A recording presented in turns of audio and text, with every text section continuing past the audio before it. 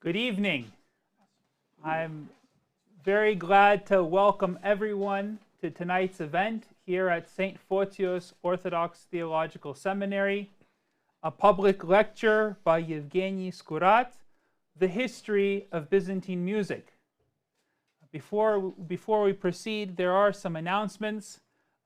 First of all, I'm very excited that I won't be providing the introduction or the Q&A. Bishop Maximus has graciously agreed to serve as the host for this public lecture, but there will be a Q&A portion at the end of the talk. And for those of you that are joining us remotely through our YouTube channel, please send your questions to ask@spots.edu, ask@spots.edu. Secondly, I would like to ask all of those that are joining us here in person to take a moment and silence their cell phones. And keep in mind that immediately at the conclusion of tonight's event, there will be a small reception with food offered in the common room and in classroom 1. So that's something else to look forward to. Without any further ado, I'd like to ask Bishop Maximus to come up to the podium to open with prayer and then introduce tonight's lecturer, Evgeny. Thank you.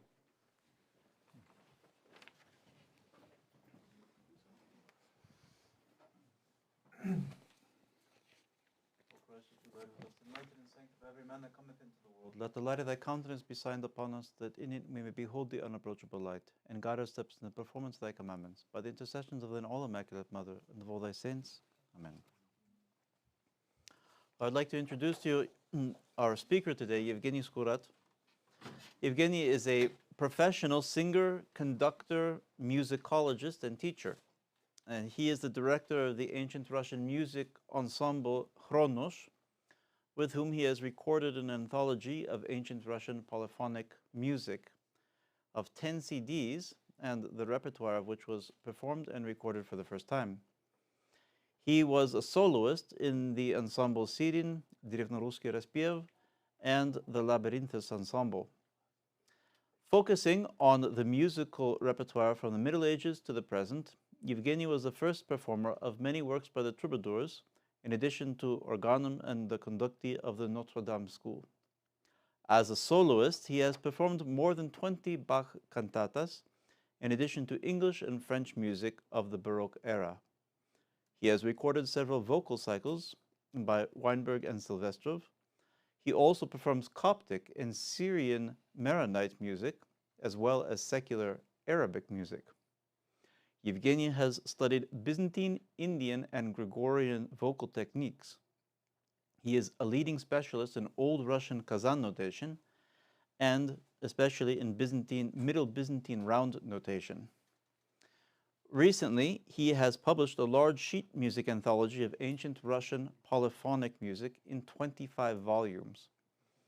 His collaborations include such musicians as Alexander Lingas, Benjamin Bagby, Andrew Lawrence King, Theodore Korensis, Mark Moyon, and Daniel Ryabchikov. So, thank you, Evgeny, for coming to give us this presentation on the history of Byzantine music, and I give you the floor.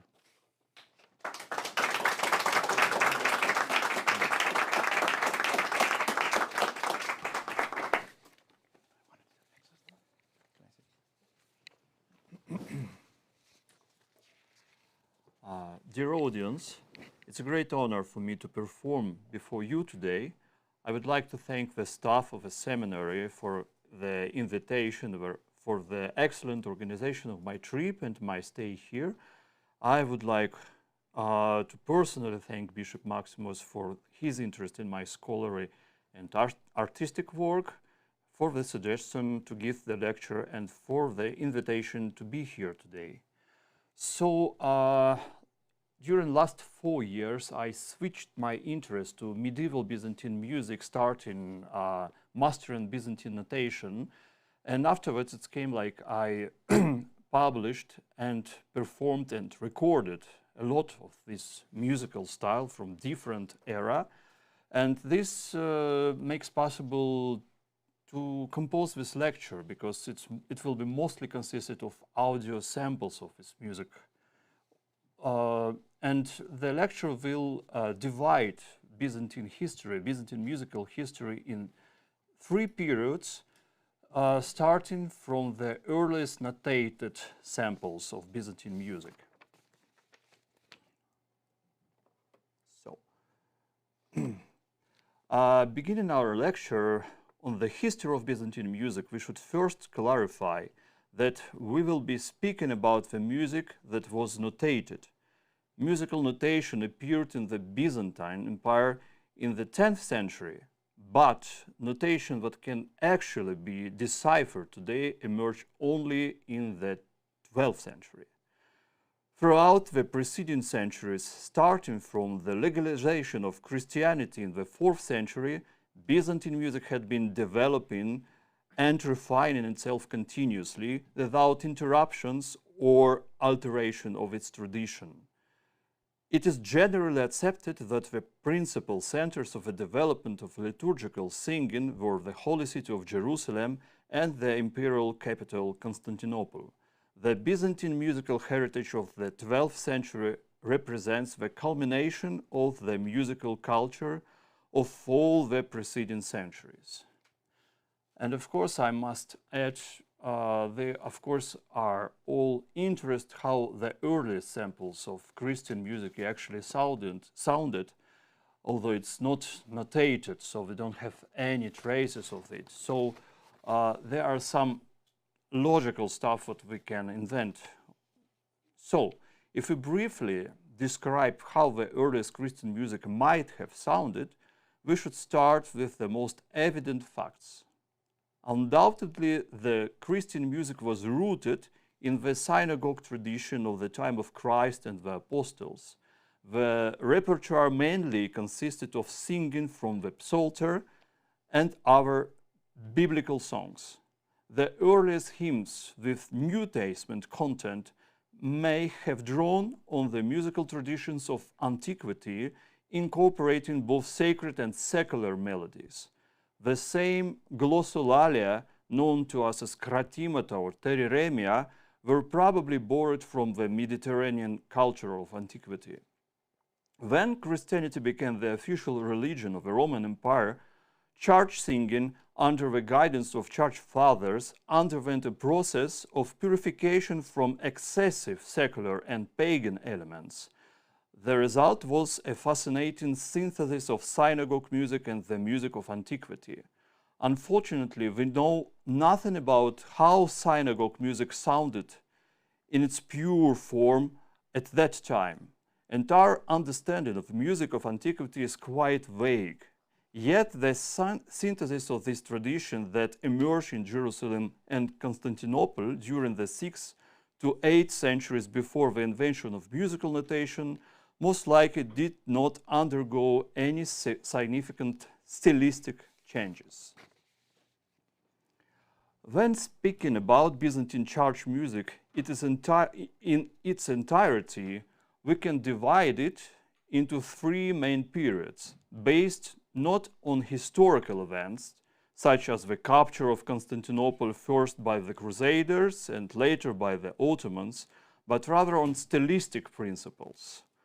For the first period of Byzantine musical development, the 12th century served as a decisive turning point. First, because of the appearance of readable musical notation, and second, because one of the major musical styles of Byzantium ceased to exist at that time. This style is known as the cathedral style, which was directly connected to the Constantinopolitan tradition and the liturgical services in Hagia Sophia.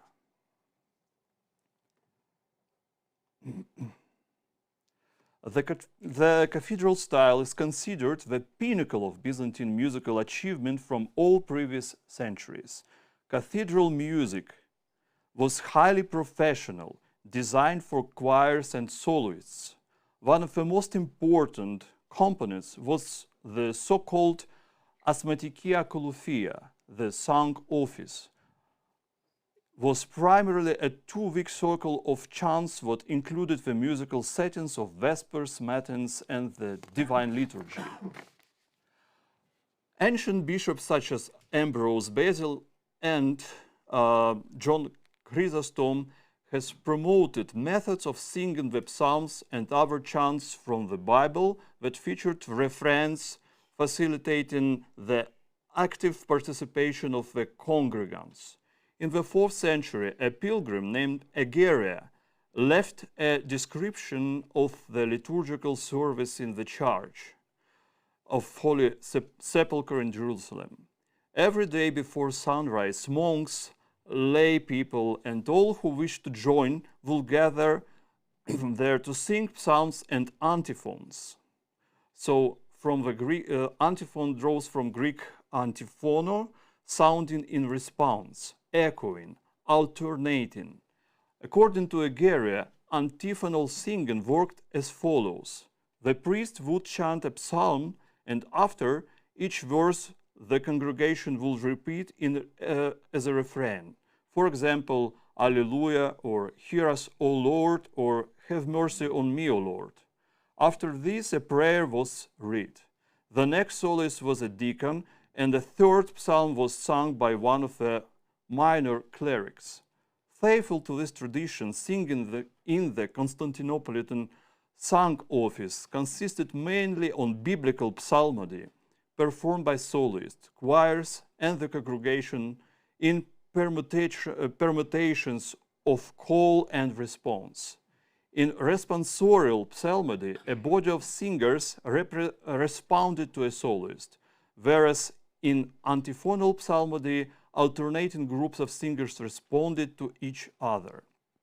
They also have some witnesses from 12th century after visiting Hagia Sophia by somebody, anonymous, like the people who actually participated in church singing also included a women choir consisted of nuns and pious people of Constantinople as well. Let's listen to one of the Matins antiphons for the Feast of the Exaltation of Holy Cross, set to the text of Psalm 109 or 110. The Lord says to my Lord, sit at my right hand until I make your enemies your footstool. After a segment of a syllabic version of this antiphon, you will hear a melismatic version written by an anonymous composer of that era. During the cathedral era, a significant amount of colophonic music was presented. Melismatic chant often accompanied by so-called kratima, the solemn glossolalia. Looking ahead, we can say that the second period of Byzantine music is called the colophonic period. However, this term and the colophonic hymns themselves first appeared during the cathedral era. Still, the colophony of the cathedral style was musically very different from the later colophonic style of John Cucuzelis and his followers. So now we will listen the recording made by Capella Romana from the album Sounds of Hagia Sophia, the antiphonal singing from the song office.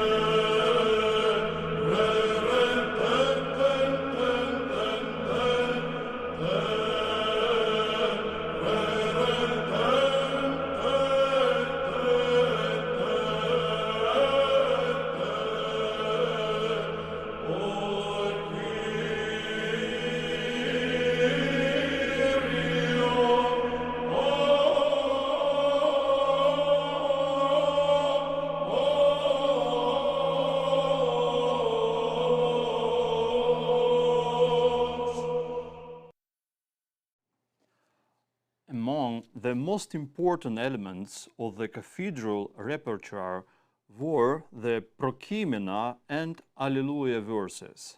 In Matins, the principal hymns were the Hippokoi, which actually opened the service, and the Kontakia and their Ikoi.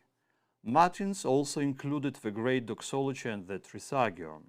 So let us listen one of Hippokoi recorded by me, and it's actually my transcription of it. And I also would like to draw your attention to the changing of Isocratiuma, because each changes of Isocratiuma is actually changing of the mode. So we have the resurrection mode from Octoichos, to which actually this text is prescribed. For now it's mode 1, but inside the chant we can hear all modes connecting to each other. So this is the way how it was actually how it worked in old Byzantine medieval music. And yes, Hippokoi is a genre which actually is only read now during the service. So unfortunately it underwent these changes.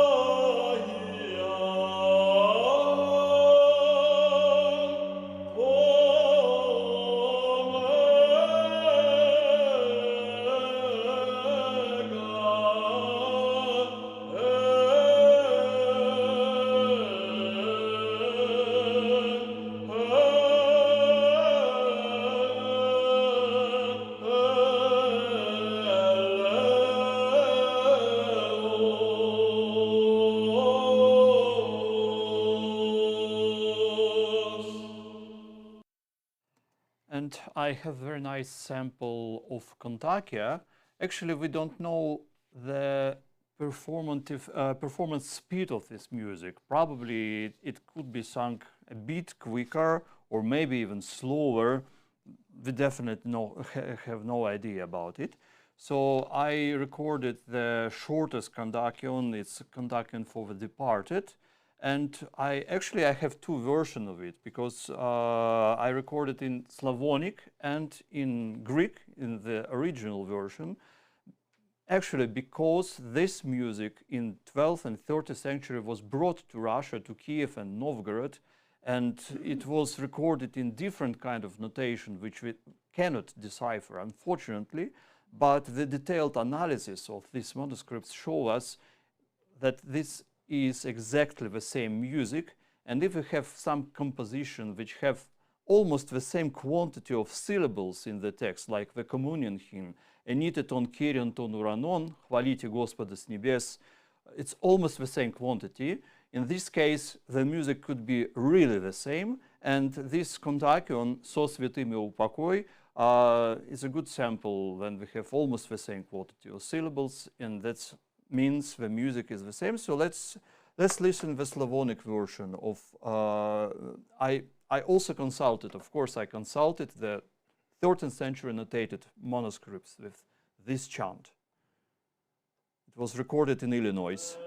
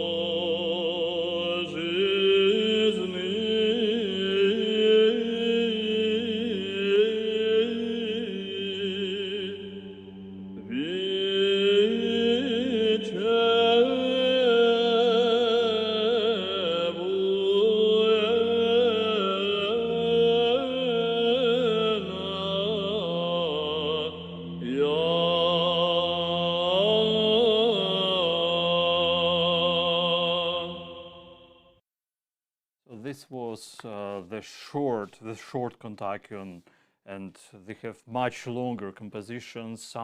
Some of them can be 8 minutes long, and afterwards it's preceded by echoes, which almost 2 times longer, and probably the entire service, the Matin service of the cathedral rite, which included all echoe, was very long, and it was sort of without canon, of course, but the entire setting of Kontakia was the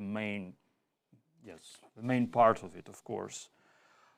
So the last chant of this style, which also really changed in future centuries, is Prokimenon, and I would like to demonstrate also a very short, textually short Prokimenon of Sunday service in mode number 1, performed by Capella Romana.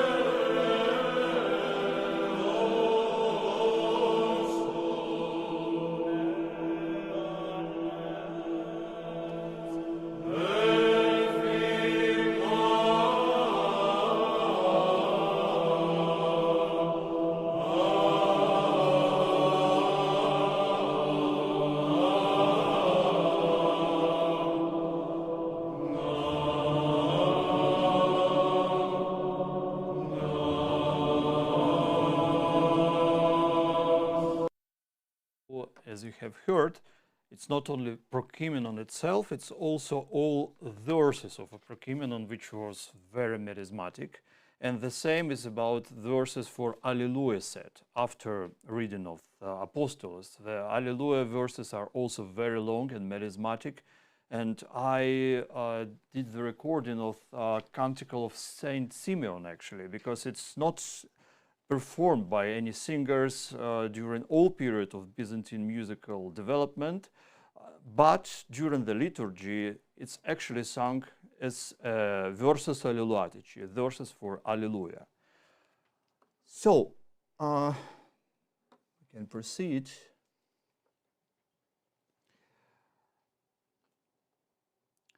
The main musical manuscript of the cathedral repertoire have been preserved in southern Italy and Sicily. The principal chant book was called the Asmaticon. One of its varieties was the Kondakion or Kondakarion.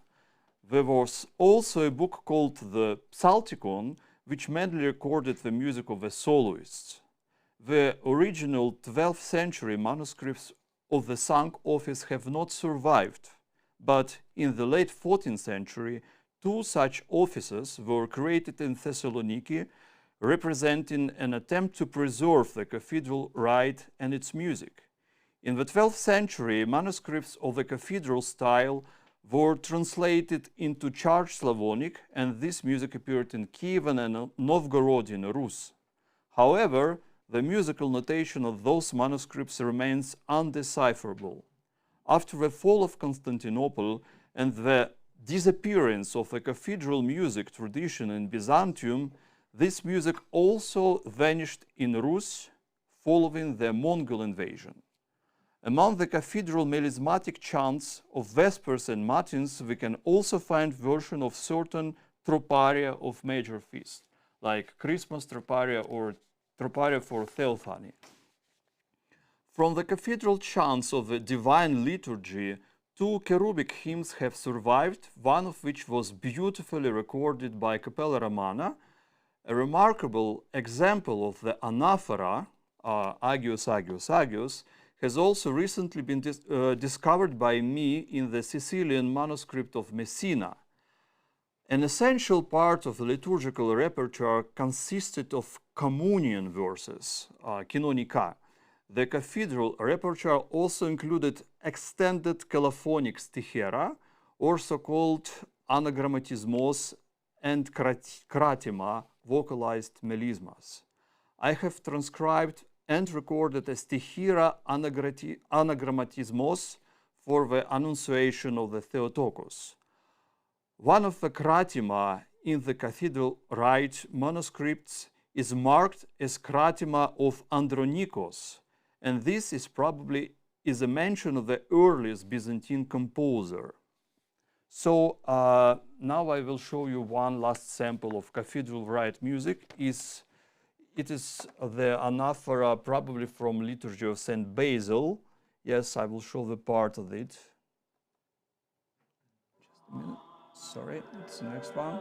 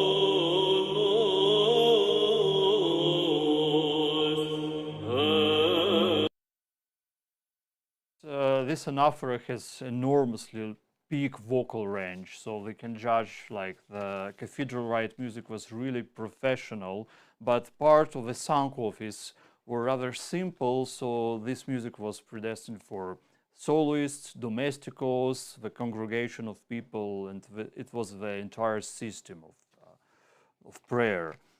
In conclusion, it must be said that the cathedral repertoire contained almost no monastic hymnography, such as tihera or canons. After the decline of cathedral singing, these genres, tihera and canons, became the dominant forms of liturgical chant, while the extended melismatic ipokoi, kondakio, and troparia were replaced by shorter and syllabic versions. Nevertheless, monastic music, especially the tihera and canons, also reached its peak in the 12th and 13th centuries, when it was first notated using diastematic Middle Byzantine notation. So, if you want to write yourself these musicological terms, two are very important about notation: diastematic and adiastematic. So, adiastematic notation is neumes which already records the melody, but they doesn't have any current pitching, unfortunately. So we cannot decipher it if we don't know the exact melodies. And in late 12th century, new kind of notation were invented in Byzantium. With a slight changes, each neuma now corresponds the exact interval, exact step of the melody, and so this is diastematic notation which can be deciphered. The text of the canons and tihera had been composed by hymnographers of the 8th and 9th centuries, and we may assume that these same authors were also responsible for the music itself, since in the genre text and melody are inseparably linked, and the act of writing the text may well have implied the simultaneous creation of a musical setting. Therefore, this music should also be considered part of the third period of Byzantine chant development. And while cathedral music was replaced in the 13th century by the colophonic style of Cucuzelis, the music of stiheraria and hymnologia remained essentially unchanged until the 17th and 18th centuries. The decline of the Byzantine cathedral rite cannot be explained solely by the temporary Latin occupation of Constantinople. Another crucial factor that its fundamentally Old Testament orientation, its psalmody and hymnography revolved around biblical poetry and ancient Israelite imagery, and only in a few texts such as Ipokoi and the Kontakion did it address explicitly Christian themes. In contrast, monastic hymnography focused on the events of gospel, or themes of redemption and salvation, and on complex theological reflections, thus responding more directly to the spiritual needs of the Christian faithful of that era. In late 14th century Thessalonica, there were notable attempts to reconcile and combine the two traditions. As already mentioned, the two principal chant books were the Sticherarion and the Hymnologion. Unlike the cathedral repertoire, quite a few 11th century manuscripts of his books written in Koalen adiastematic notation have survived. We will begin our exploration of this musical style by listening to a fragment from the canon of Great and Holy Saturday composed by Saint Cassiani. Each ode of the canon consists of irmos and troparia.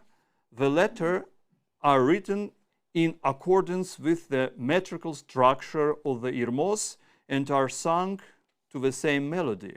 For this reason, in the musical manuscripts of the Hymnologion, the troparia of the canons are not notated. In the video, you will see the fragment from my collection of the complete musical works by Cassiani.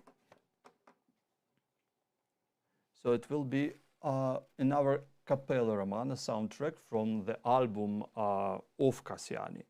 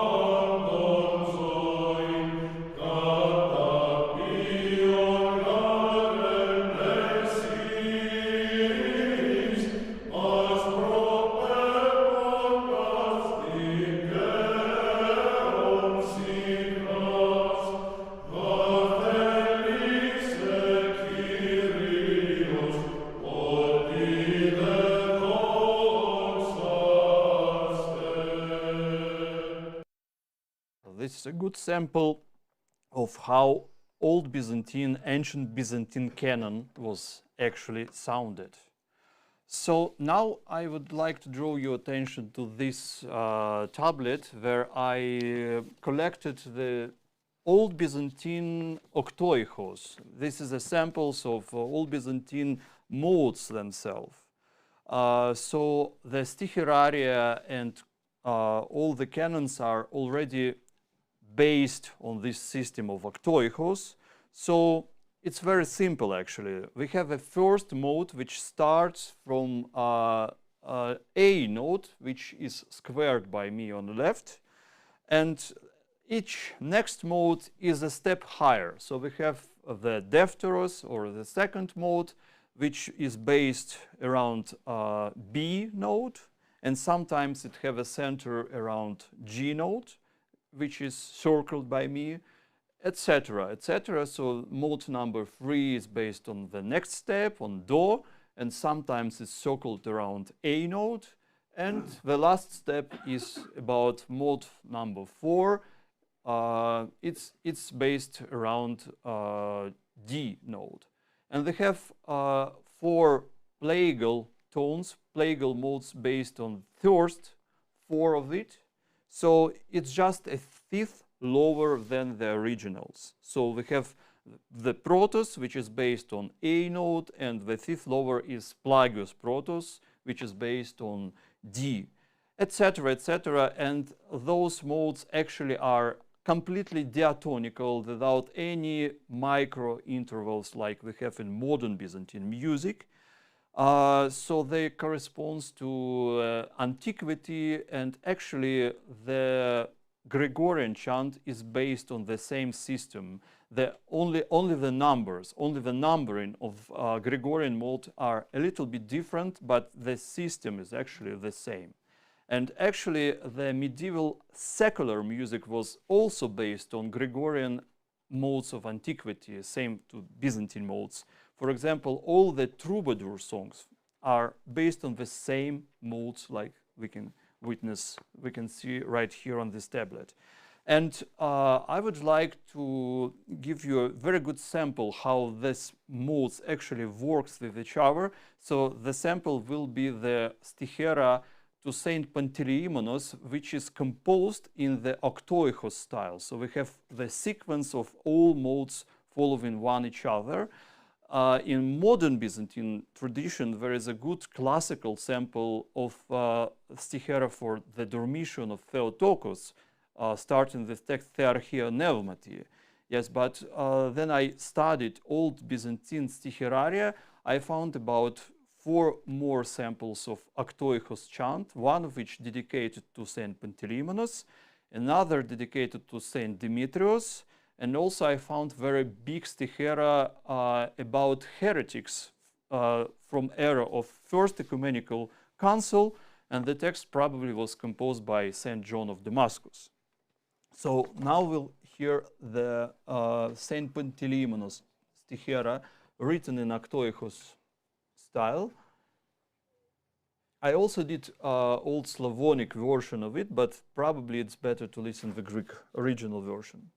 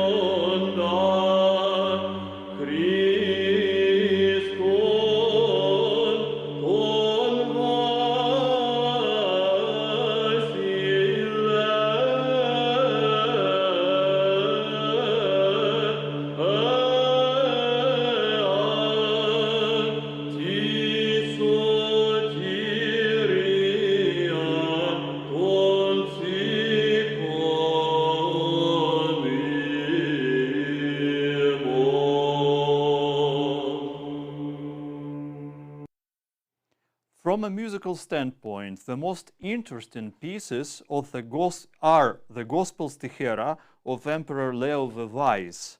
These compositions are especially rich in melismas, closely related to the so-called cathedral style. In the near future, I will begin publishing the early Byzantine octoichos, and these sticheras of Leo the Wise will be included, I hope. In conclusion, it should be noted that the Byzantine genres of stichera and hirmoi formed the foundation of the later Slavic znameny chant and strochnoi polyphony, but that is a topic for probably another lecture. So we can switch to the second part of Byzantine musical history, which is called the colophonic music, or music of Saint John Cucuzelis and his followers.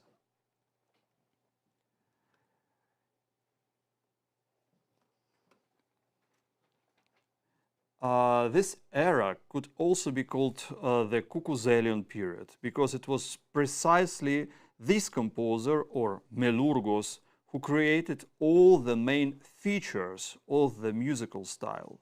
The boundaries of this era stretch from the second half of the 13th century to the 18th century. However, despite such a long span of notated Byzantine music and the large number of well-known and celebrated composers, we will speak less about this epoch than about the preceding one.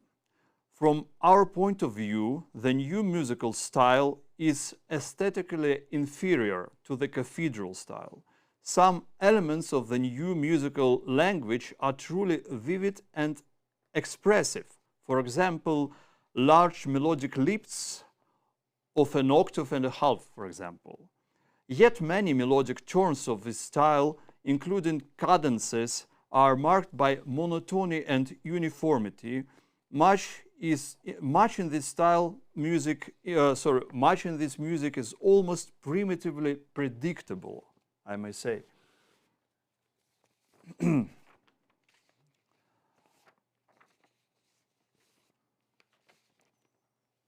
So, from a musical standpoint, John Cucuzelis was not the most brilliant or interesting composer of this time. More precisely, he was the most prolific composer of the new style, and in addition a theorist and renowned teacher of singing and composition. It's believed that the first composer of the new style was not Cucuzelis, but his teacher John Glika, or Glikis. In one manuscript there is a miniature depicting John Glikis blessing his two disciples, Cucuzelis and Xenos Korones. A considerable number of Glikis' compositions have survived.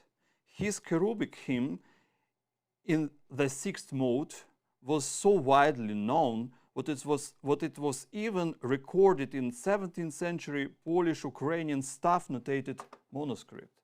So let me show you this picture of John Glikas, and on the right there is a picture of him blessing his disciples. I would like to invite you to listen to a very striking composition by Glikas, the Sticheron Anagrammatismos in honor of Saint Tryphon, which my ensemble performed in Montenegro in the medieval church of Saint Tryphonos. The word Anagrammatismos indicates not only the Sticheron that it has been treated by a composer in a melismatic and colophonic manner, it also means that in the text of the Sticheron, phrases and words may be rearranged and repeated. So, just a minute.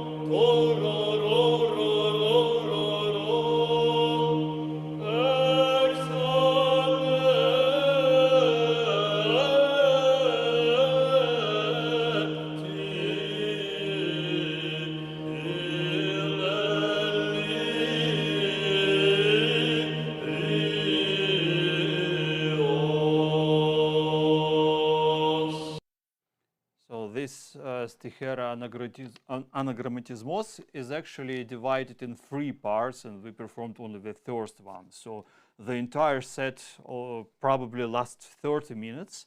And in my collection, I possess 2 manuscripts which are thoroughly consisted of this genre of Stichera Anagrammatismos. One was compiled in Venice, and it has such beautiful miniatures as well for each major feast. So let us speak in more detail about John Kukuzelis.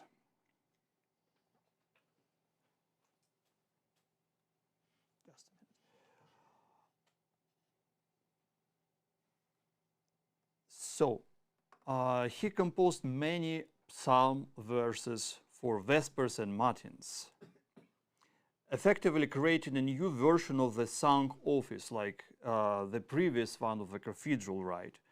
From the liturgy, his cherubic hymns, including one for the liturgy of the pre-sanctified gifts and communion hymns, are well known. He also wrote numerous Stichera Anagrammatismos, as well as many so-called compunctioned verses. For example, he composed the verses for separation of the soul and body, and, of course, colophonic irmoi. He was the creator of several kratimata.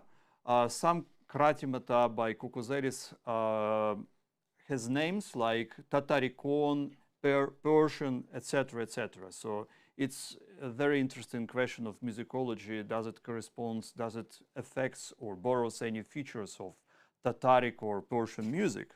That's interesting investigation for future.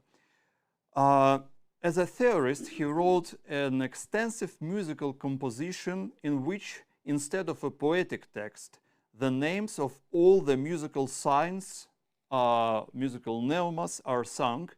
This composition is called the Mega Ison or Grand Ison, and it's also composed in octoechal style with alternation of all modes of Byzantine music. We will listen to fragments of the Passion Stichira, Who Coverst Thyself with Light as with a Garment, which is performed first in its original stichiraric form, and then it's followed by Kukuzelis setting in this colophonic anagrammatismos style, starting from words "We magnify thy passion, O Lord." It's a very nice performance by Romaico ensemble. There they tried to reconstruct the office of great Friday royal hours and Vespers for Holy Saturday. So we have 2 parts, the stichirarian parts, which we already heard with chant of Saint Panteleimonos, and then we'll have a switch to colophonic style.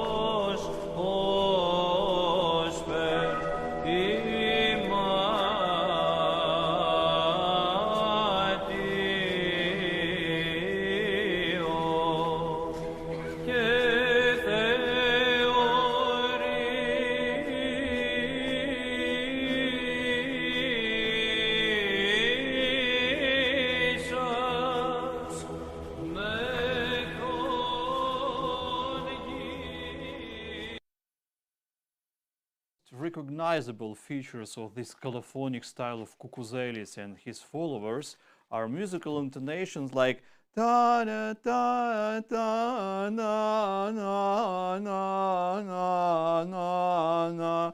It's quite primitive and sounds like lullaby, I think. So yes, it's the most common feature of this musical style. And let us list the most prominent composers of this colophonic period who lived before the fall of Constantinople. We have already mentioned Cucuzelis' contemporary Xenos Coronis. Also worthy of mention is Johannes or John Kladas. In the 15th century Akuluthia, this is a very large manuscript type which combines the repertoire of the vigil, of the liturgy, and many colophonic settings like this in the Grammatismos, etc., etc. There is a communion hymn, "The righteous shall be in everlasting remembrance," and this communion hymn was actually composed by the daughter of John Klada, so we have the only survived notated sample of some music composed by Byzantine women. My ensemble also performed this chant in Montenegro. In the 15th century, there appeared distinguished Serbian composers who wrote in both Greek and Church Slavonic. A manuscript from the Athens library mentions three composers, the monks. It's Stefan, Nicola, and Isaiah. All of them were Serbs. One of the most interesting composers was Manuel Gazis, known for his experimental polyphonic compositions. In some sense, his two-voice music was written according to the same principles as the medieval European organuma of the 11th century. Manuel Gazis, the Lampadarius, was a composer of the first half of the 15th century. The details of his career are not entirely clear, but documents recording his work as a composer and teacher place him among the progenitors of a school of Byzantine chanting that later flourished in Venetian-ruled Crete. In addition to writing chants in traditional Byzantine genre, he also composed music after Western precedents, including a setting of Crete. So Crete was never sung in Orthodox Church, but in Cretan tradition and Crete, these composers did this kind of composition, and we have two versions of Crete composed in 15th century. Another composer from the Crete worthy of mention is John Plousiadenos, who, like Manuel Gazis, wrote both traditional monody and polyphonic music, as well as creating distinctive Western analogues of Byzantine tradition. He composed canons in honor of Thomas Aquinas and the canon in honor of Council of Florence. And possibly in collaboration or alternation with Manuel Gazis, produced a Greek version of the solemn hymn Gloria in excelsis Deo in Greek, in its Western version without trisagion. So let us listen to this polyphonic experimental music of Manuel Gazis. So you will also see the manuscript where we can discern two layers of names. It's polyphony, it's two voices written together.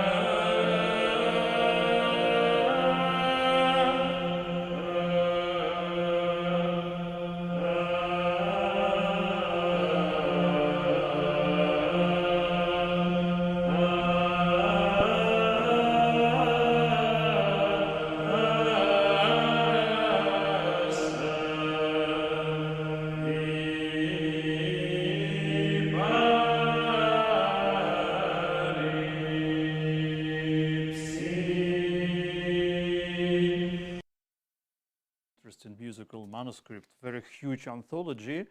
It also contains two additional polyphonic hymns by Manuel Gazis. They are two communion verses. And also this manuscript contains one Kyrie eleison of the Gregorian chant written in this Middle Byzantine Neumas. Also worthy of mentioning is the composer Manuel Chrysafis, who survived the siege of and fall of Constantinopolis, continued his work on the island of Crete, and wrote the famous Lament of the Fall of Constantinopolis, recorded by Capella Romana. I really recommend you to listen to this CD album, Fall of Constantinopolis, with this brilliant chant. The Ottoman conquest of the city temporarily slowed the development of Byzantine music. However, from the second half of 16th century onward, there began a revival of the colophonic style.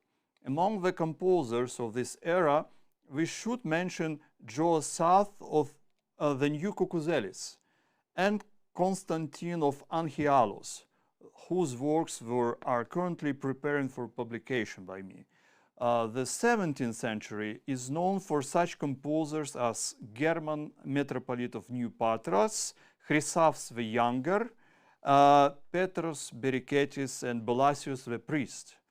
These composers left behind many brilliant works and were also engaged in the re-editing and ornamentation of old stichera and irmoi. It was also during this period that the tradition of musical exegesis or exegesa actually appeared.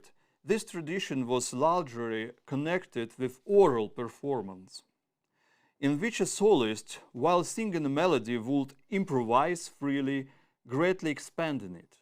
We have already mentioned that staff-notated manuscripts from the Polish-Ukrainian lands, which alongside Slavic Znameni chant also recorded several Byzantine hymns. This type of notation closely resembles musical shorthand. The scribe did not transcribe the pneumatic notation, but instead wrote down the melody by ear as it was sung. These staff notation manuscripts were the first to capture examples of musical exegesis.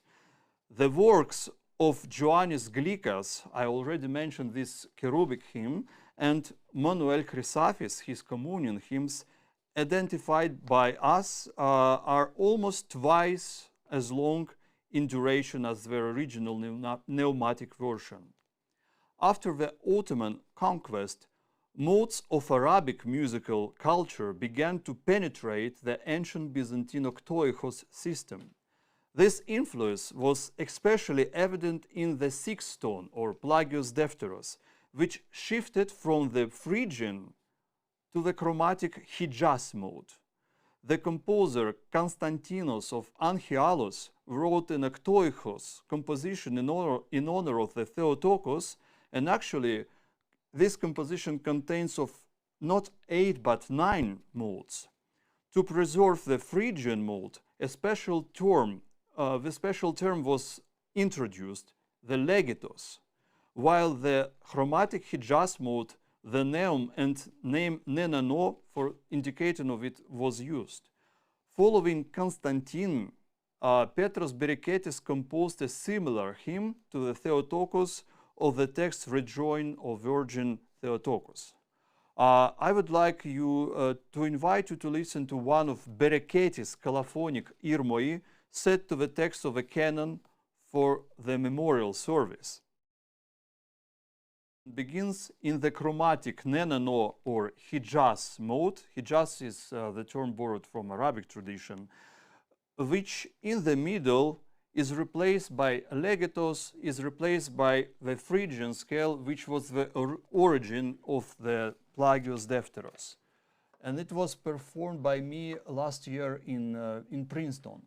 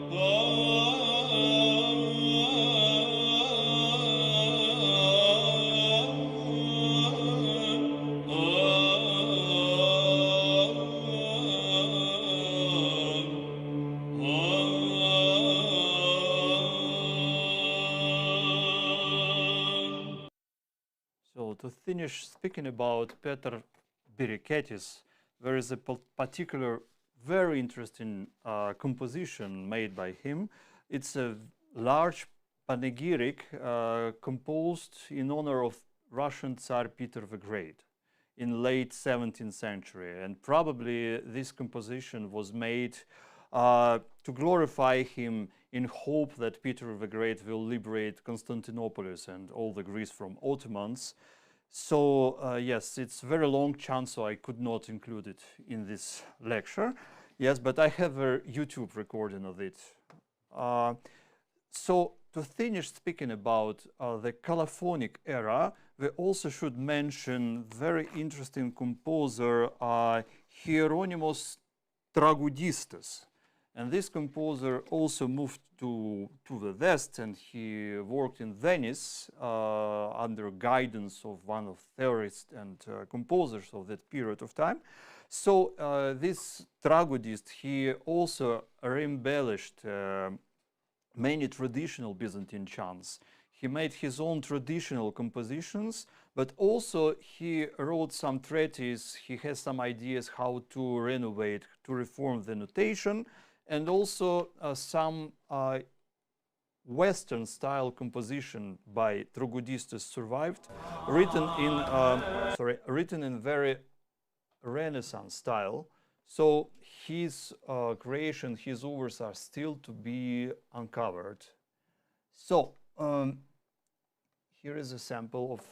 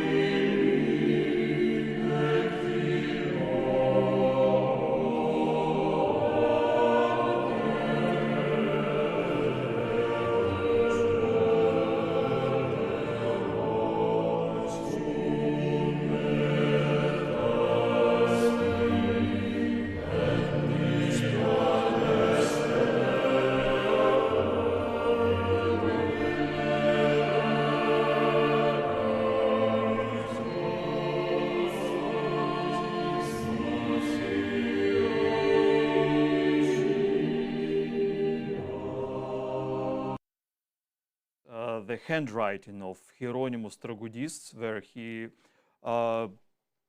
develops a new kind of notation. He wrote this beautiful composition. 3 voices are written in Western notation and 1 written in Neumes, you can see on the left. And also, to finish speaking about this period, I must say that Ukrainian manuscripts also preserved a Bulgarian version of Byzantine chant, which is not survived in 19th century in Bulgaria itself, but still preserved in these manuscripts. And this is, I can call it some kind of folk version of Byzantine music. It's rather, it's simplified with many verses which are repeated, and also it's some kind of this Podobin prosomia system. Many models were used for different chants from this Byzantino-Bulgarian tradition. And also Greek chant became very popular in Russia in the late 17th century, and especially during Peter the Great, during his reign. So I don't know how, probably it came not from Ukrainian musicians, probably it came from Greek musicians themselves, who visited Patriarch Nikon and his followers and his next patriarchs. So this system of Greek chant was well preserved in Russian tradition. It was used for composing some new services. For example, Peter the Great himself, he commissioned 2 services. Commission, he asked the director of Troitsky, Sergei Vlavra, to compose the entire services with all stihera, kathismata, trupari, and canon. in honor of bringing to St. Petersburg the remains of Alexander Nevsky. It was the first services, and the second one was commissioned by Peter the Great in honor of some peace made after the war. So the Greek chant was used for some part of these services, and also a Greek chant was has its polyphonic settings, and I actually published the entire octoechos of a Greek chant in its polyphonic mode. So I would like to show you one very short sample of the Stichera of Pentecost, where the Greek chant is used as a tenor or as cantus firmus, as a leading voice, in a very beautiful polyphonic setting of it.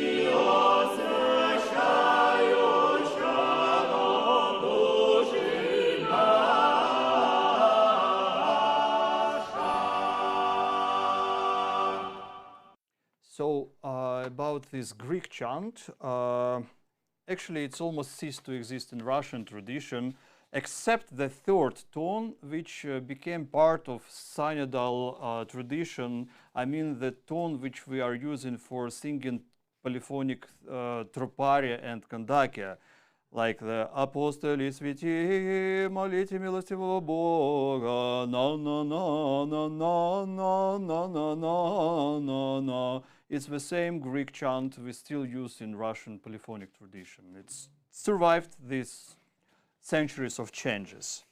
So I will briefly tell about the third era of Byzantine music, or the post-Byzantine music, or the music of a new method. So the third stage of the development of Byzantine music begins in the 19th century and continues to this day. The modern era of post-Byzantine music started at the beginning of 19th century with a comprehensive reform carried out by 3 teachers. The reform was carried out in 1814 by 3 masters of the art of chant: Archimandrit Chrysanthos of Maditos, Hormuzius Hartophylax, and Protopsaltis Gregory. However, all the prerequisites of this reform can be traced back to post-Byzantine music of 18th century. The best examples are the compositions of Petros Peloponnesios and Iakovos Protopsaltis, as well as 2 staff-notated manuscripts of this century. In many modes, new melodic formulas and cadences appeared. Chromatismus is finally introduced into the 6th mode, and the legatus become a subtype of the 4th mode. In the new method, chants were divided into 3 groups according to the melismatic style, the number of notes per syllable, I mean. Syllabic music, with one note per syllable, was called hermological and was intended for chanting troparia, hermos, and kondakia, and also the weekday stichera. Sticheraric chanting implies a minimum of 2 notes per syllable and is intended for chanting festal stichera. Papadiki or papadic chanting implies more than 2 notes per syllable. This melismatic style is intended for chanting cherubic hymns and communion verses. The 19th century reform concerned notation, many neumes were abolished, rhythmic notation was improved, and above all, the modes of the octoechos system and the intervals within each mode also changed. Into the Greek octoechos, the intervallic system of Arabic music, with its quote-tones in the intonation of. Finally, Arabic musical scales penetrate the old Byzantine style. And we have the microtones, which are mostly affected notes Mi and C, or E and B. And I draw the tablet where all this mode can be compared, actually. So this is the description right here, how old Byzantine modes became new one with this influence of the Arabic scale. So also we must talk about the musical exegesis of Hormuzius, the most beautiful, the most prolific composer of this era. So he not only composed a very beautiful composition of his own, but also he remade the old Byzantine musical heritage, recomposed it in his exegesis, and I would like you to listen a very vivid sample of it. I mean the Communion hymn by John Kukuzelis in its old version, and then the musical version of Hormuzius. And one can say those both compositions are completely different, although it's the same composition by as Hormuzius thought, actually. So first you will hear the Communion hymn by John Kukuzelis from pneumatic manuscript of 15th century, and then you will hear very nice, very popular performance by Lycurgus Angelopoulos.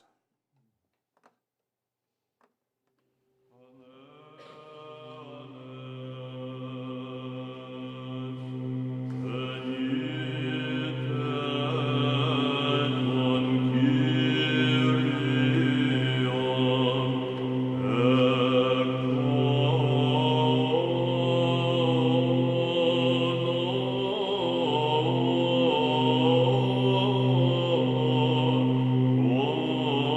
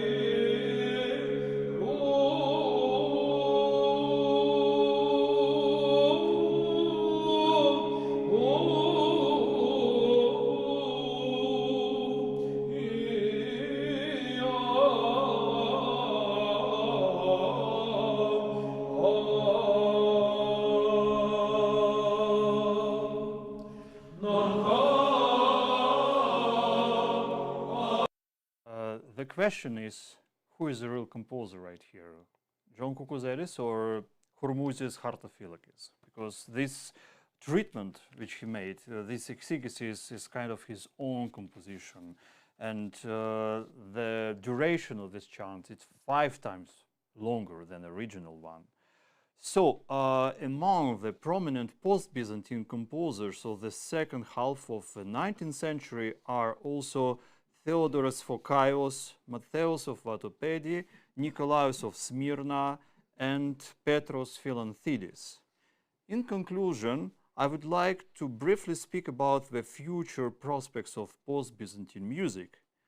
In the conditions of modern urban life, church services have become much shorter.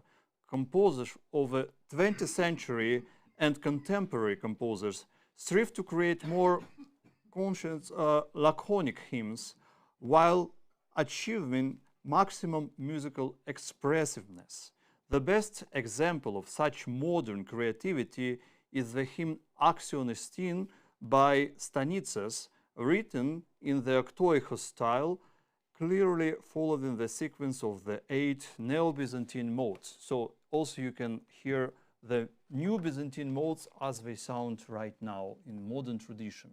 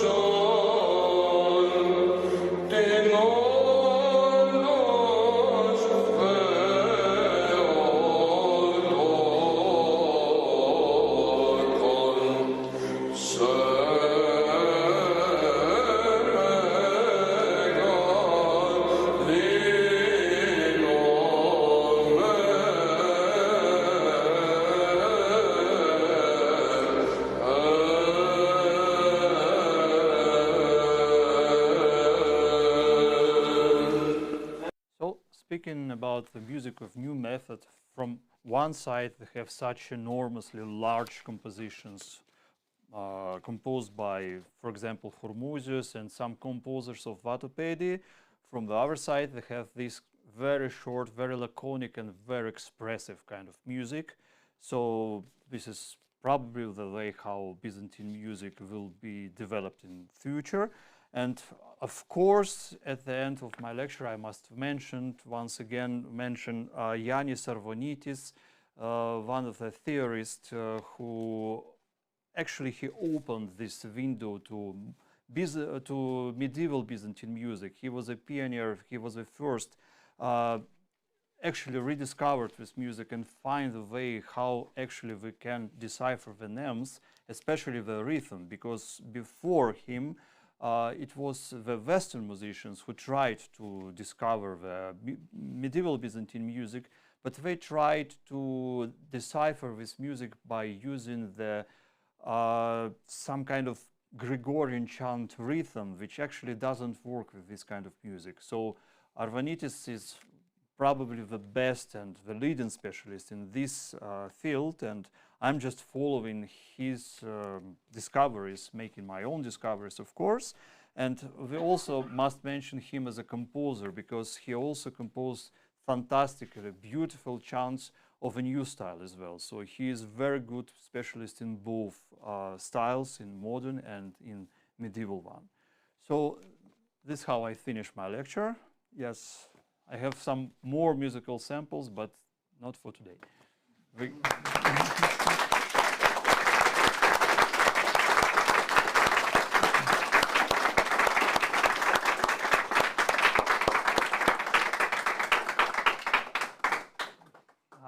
Thank you very, very much for such a wonderful lecture, and it was almost a lecture and a concert combined. At this point in time, we will transition to our question and answer session. So Bishop Maximus will be joining us for that. I would like to remind those of us here in the audience, if you raise your hand, a microphone will be given to you. That will allow everyone joining us remotely to actually hear the questions. And for those of you that are joining us remotely, thank you very much. We wish you could be here with us, but we're grateful that you chose to spend your time this evening here at the seminary. Please send your questions to ask@spots.edu. And last but not least, again, I'd like to thank Evgeny for the lecture, for Bishop Maximus for coming up with this idea and extending the invitation, and for His Eminence Bishop Oxentios blessing all of this. So thank you. Well, once again, thank you so much, Evgeny. That was fantastic, and I think I speak for everyone when I say that. Not only was it very interesting historically, but to hear the examples of the different music really helped to put things in perspective and to give some comparisons. So thank you so much for that. We're short on time, so we're not going to do an extremely long question and answer session. There's a few questions that we've received here that I will condense, I guess, into some shorter questions. One of them is, like I say, something very simple that I'll answer, which is with respect to the like I say, the Prokimenon that we heard from Capella Romana. What was the psalm? Ipno Kyrios to Kyriomon. That's from the 109th psalm. Yes. So they, like I say, there were more verses that were used back then, right? From the just one more in this performance, and I believe that's all. Okay. It's written with those verses.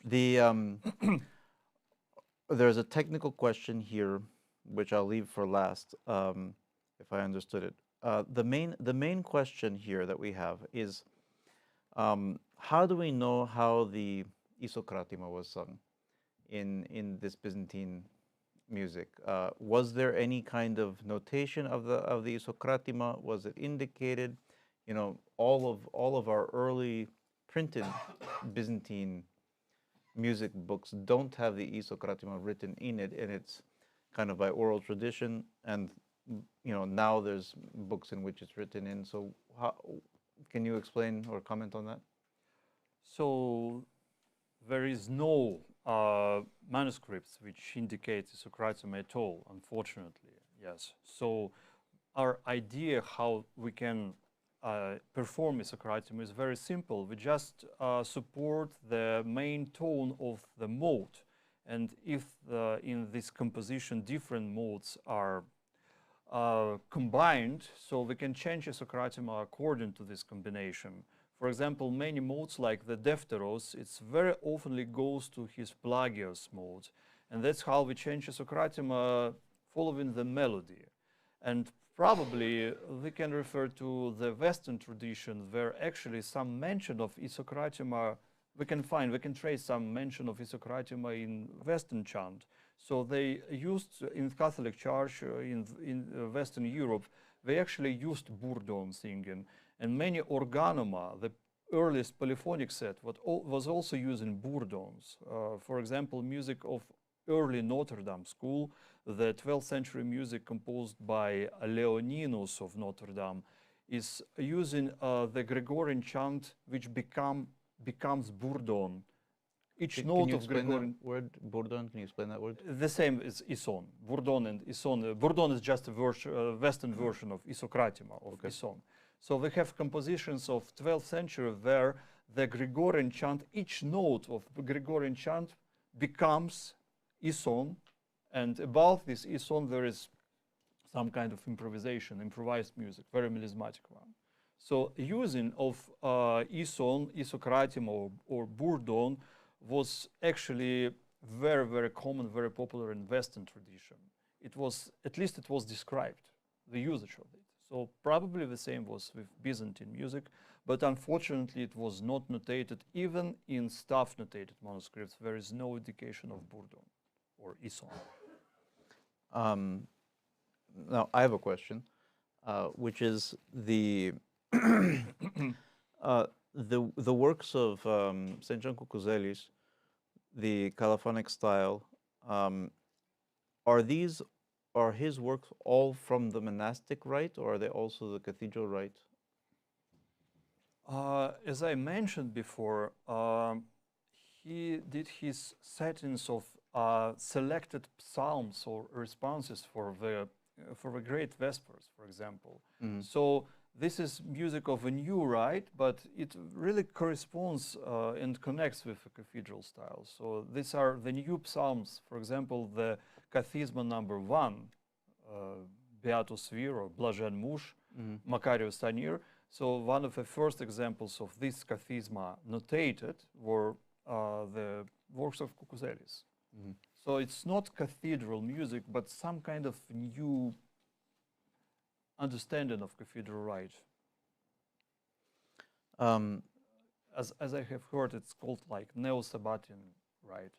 Okay, yes. Yes. Well, that is the monastic rite, as I understand it. That is the monastic rite as enriched by cathedral elements. Yes, and for example, we have this opening psalm for Vespers or for Vigil, which became Anaxandaria later. So Cucuzelis has many, many verses for Anaxandaria and many verses for Polyeleos.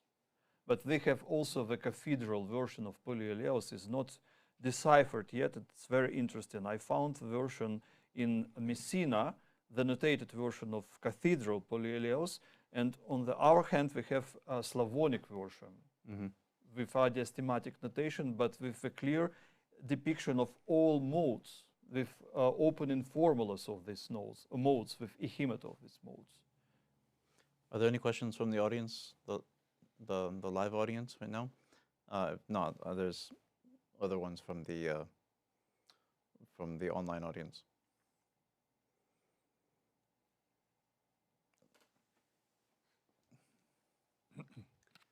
Thank you so much for the lecture. One question I have is, do we have a sense of who, from what rank of people the chanters in the ancient church were from? Were they mostly monks or priests or minor clerics of some kind? Was it passed down from family to family? At what age were people brought in to chant? Do we have any sense of this information, or none at all, really? Probably it exists, but actually I don't know. As I mentioned before, by reading some research about it, so they have mentioned like some pious citizens participated in the cathedral rite. Even there was a women choir, including citizens and nuns, performing part of the cathedral rite. But speaking about Russian singing tradition, I think the musical education appear to be, even if you are a peasant, if you are from the low caste, because the Russian system was kind of caste and the peasants were just remains the peasants, you see. But if they were talented in singing, it was some kind of social lift for them. And the singers, the musicians in the reign of Peter the Great and Alexei Mikhailovich, his father, they became rich, famous, and very close to the court and to Tsar himself. So music and sacred music was some kind of way to improve yourself and make this social lifting. And I believe in Byzantium it was the same, like in the Russian Empire. Thank you. That makes sense because you have a little bit of that in Greece today. Mm-hmm.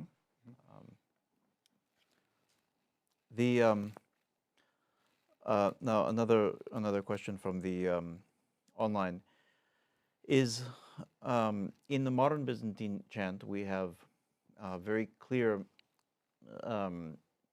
musical keys.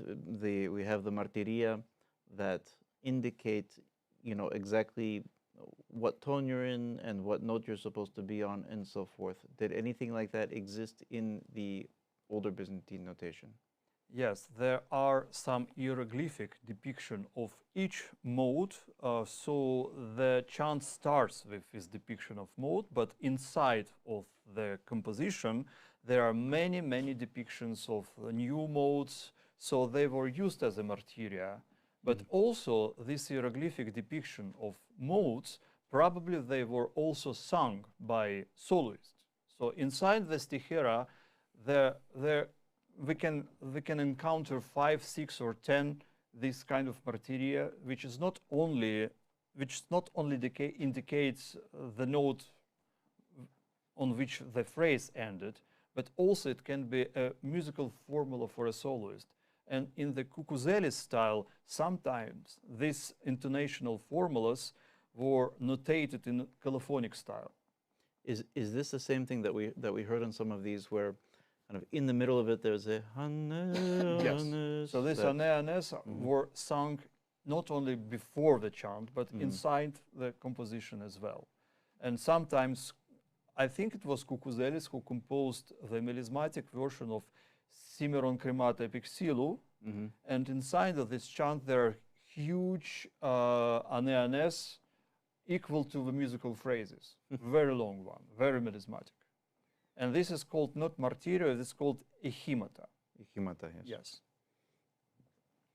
Aneanes remains the same. For Plagius Protos, it remains the same as it was. Do we have another question from the audience? And Varis remains the same, actually. Okay.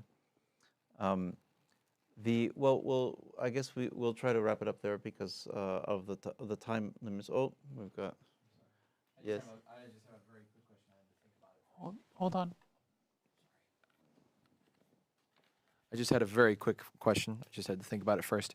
Would it be plausible to, in current day liturgies, divine liturgies or divine services, to bring back the more ancient cathedral style of Byzantine chant from, let's say, the 9th century or the 10th century?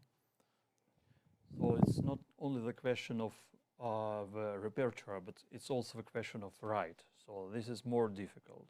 They can bring back the sticheraria, no problem, I think, and they can bring back the colophonic settings of cherubic hymns and communion hymns, so we can switch between both traditions. But bringing back the cathedral rite is a big task, and it's possible.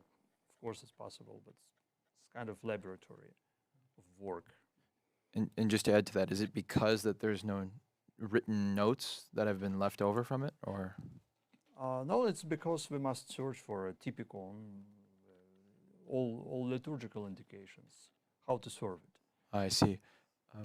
In other words, there were basically two almost totally different typica that were being used simultaneously in the Orthodox Church for many centuries.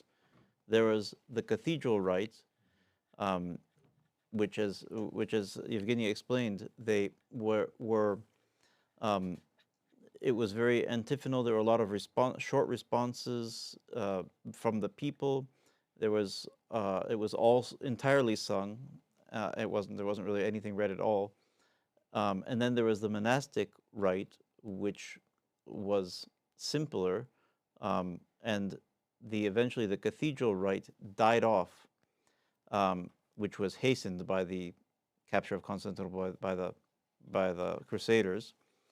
And the monastic rite, which came from St. Salva's Monastery and from the Studite Monastery, that ended up dominating the entire Orthodox Church, but it ended up absorbing some of the musical tradition of the cathedral rite.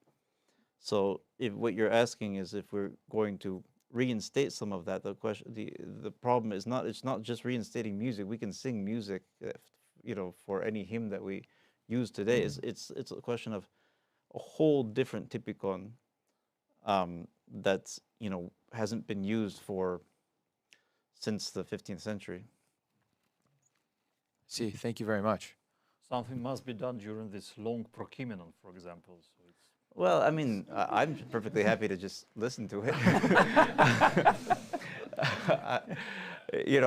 When I'm serving, I'll tell the chanters, chant as long and as beautiful a communion hymn as you like, and I'm just happy to sit there. Now, the other monks might not agree with that.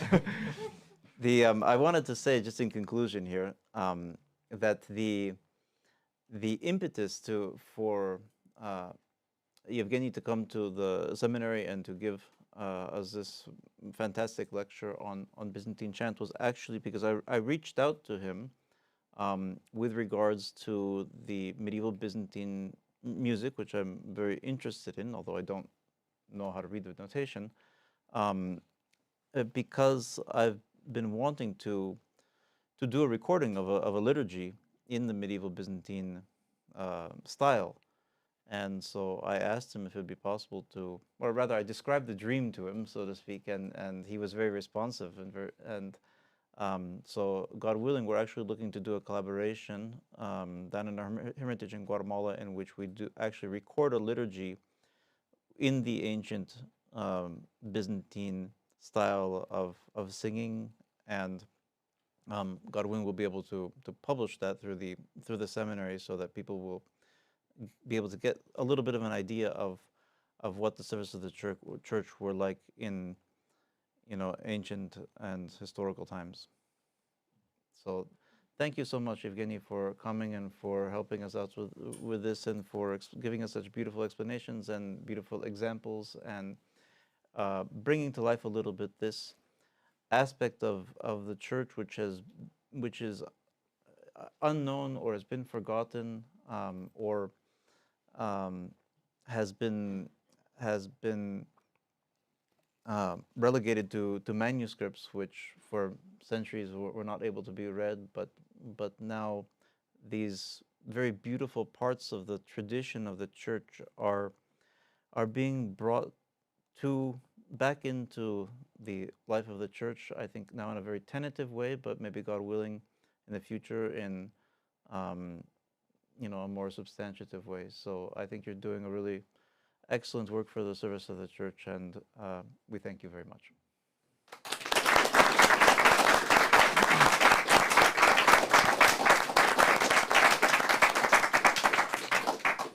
Okay, thank you. This concludes the public lecture, but for all of you, I'd like to just extend an invitation to join us for the small reception, where there will be some food and you can continue the conversation and ask more questions.